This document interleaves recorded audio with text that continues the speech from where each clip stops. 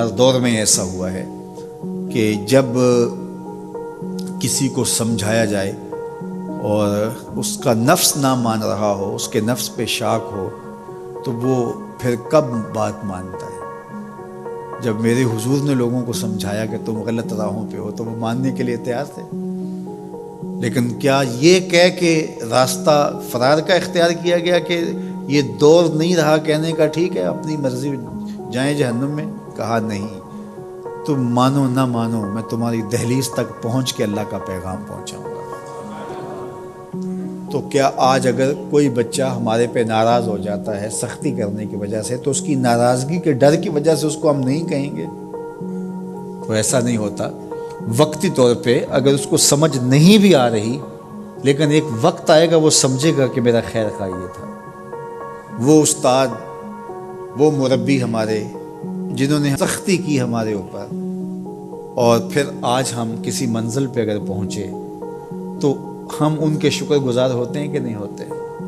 کہ فلاں استاد فلاں زمانے میں بڑی سختی کی، لیکن ہم پڑھے ہی اس کی وجہ سے ہیں۔ تو ماں باپ سختی کرتا ہے، بچپنے کی عمر، لڑکپن کا زمانہ، تو اولاد کو بعض کا ماں باپ کی باتیں جو ہیں وہ اچھی نہیں بھی لگتی، لیکن ماں باپ کا ایک حیا ادب ہوتا ہے تو قبول تو ان کو کرنا ہی پڑتا ہے۔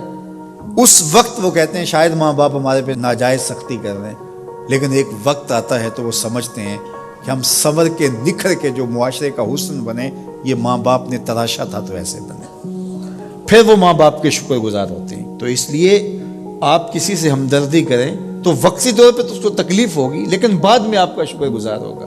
علامہ رومی نے اس پر ایک بڑی خوبصورت مثال دی۔ کہتے ہیں ایک شخص درخت کے نیچے لیٹا ہوا تھا اور خراٹے لے رہا تھا۔ ایک چھوٹا سا سانپ آیا اور اس کے منہ کے اندر گھس گیا، اور ایک شخص گزر رہا تھا، اس نے دیکھ لیا۔ وہ بڑا پریشان ہوا کہ اگر میں نے اس کو بیدار کر کے کہا کہ تیرے اندر سانپ گھس گیا ہے تو یہ خوف سے مر جائے گا، اب کیا کروں؟ تو اس نے ایک چھڑی سے اس کو زور سے مارا، وہ ہڑبڑا کے اٹھا۔ کیا ہوا؟ اس نے ایک اور چھوڑی، اس نے بھاگنا شروع کر دی، وہ بھی اس کے پیچھے بھاگنے لگا۔ اس کی رفتار کم ہونے لگتی تو ایک اور مارتا۔ کیا خدایا کیا مصیبت ہے، میں نے اس کو کیا کہا؟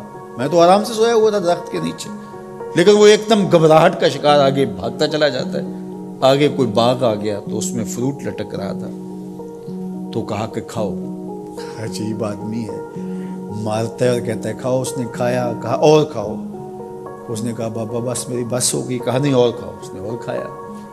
ساتھ جو ہے وہ پانی کا کنواں تھا، کہا یہاں سے پانی پیو۔ اس نے تھوڑا سا پانی پیا، اس نے زور سے ڈنڈا مارا، اور پیو۔ اس نے اور پی لیا۔ رومی کہتے ہیں کہ وہ بندہ بڑا حیران کہ عجیب میرا دشمن ہے، کبھی مارتا ہے، کبھی پھل کھلاتا ہے، کبھی پانی پلاتا ہے۔ اس نے کہا میرے سے اور نہیں پیا جاتا۔ اس نے کہا پیتا ہے کہ نہیں، ایک اور چھوڑی۔ تو اس نے اور پانی پی لیا، کہا چلو دوڑو۔ جب بندے نے کچھ کھایا ہو تازہ تازہ اور دوڑے تو پھر جو حالت ہوتی ہے وہ آپ سے مخفی نہیں ہے۔ تو پھر دوڑنے لگا، تو آگے جب گیا تو کوئی ٹھوکر لگ گئی۔ پانی پیا تھا بھرپور اور فروٹ کھایا تھا، اور پہلے بھی دوڑ بھاگ کے آیا تھا، اب بھی دوڑنا شروع کر دیا، اور پیچھے سے جو ہے وہ ہاتھ میں ڈنڈا پکڑا، اور وہ رحم کاری نہیں رہا۔ تھوڑا سا ڈھیلا ہونے لگتا ہے تو زور سے مارتا۔ دوڑتے ہو کہ نہیں دوڑتے؟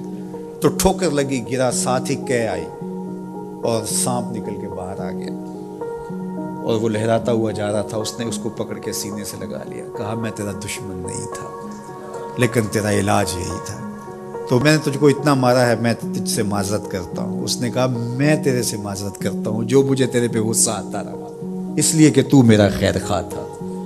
جب حقیقت سامنے آتی ہے تو پھر پتہ چلتا ہے کہ کون کسی کا خیر خواہ ہے اور کون کسی کا دشمن ہے۔ اس لیے خیر خواہی کے جذبے کے ساتھ، الدین والنصیحہ، دین ہے ہی خیر خواہی۔